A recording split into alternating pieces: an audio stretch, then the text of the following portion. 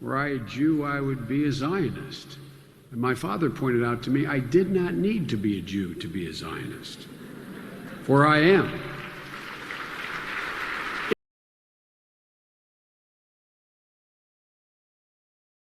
October 7th. Well, here's Aaron Mate. A major embarrassment for the New York Times and his story, this guy Gettleman, on how Hamas weaponized sexual violence.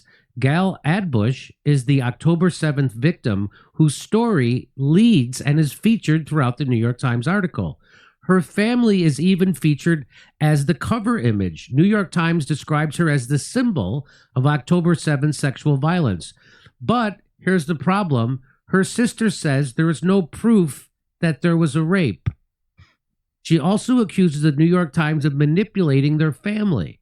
They didn't know that she would be presented as a rape victim in the story. What, they're not happy about that? That they just threw in she was raped on top of it being blown up? In other words, the New York Times weaponized both a dead woman and sexual violence to spread propaganda in service of a genocide in Palestine. Wow. Max Blumenthal.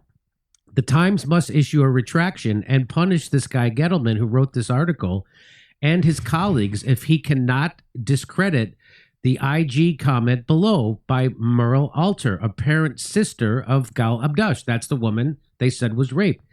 At the Gray Zone, I demonstrated months ago that Abdush had been killed by an explosion on October 7th and was not raped.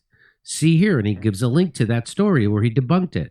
That explosion arrived either through an Israeli Hellfire missile or a Hamas RPG. Oddly, the New York Times did not show the image clearly demonstrating that Abdush suffered severe burns on her head and was likely in a state of rigor mortis when she was found. For some reason, the Times also neglected to publish the names of Abdush's sisters.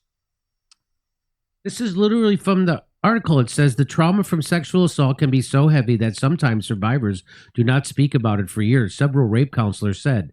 Many people are looking for the golden evidence of a woman who will testify about what happened to her, but don't look for that. So don't look for evidence. That's what they're saying. They're saying this is what the New York Times is saying. They're saying don't look for evidence that this actually happened.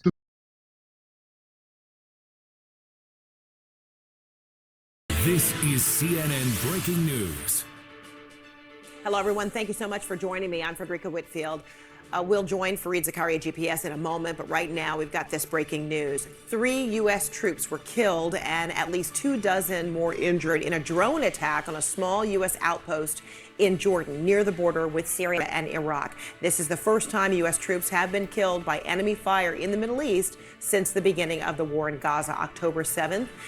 It also marks a significant escalation of an already precarious situation in the Middle East. President Biden reacting a short time ago, vowing the U.S. will hold those responsible to account.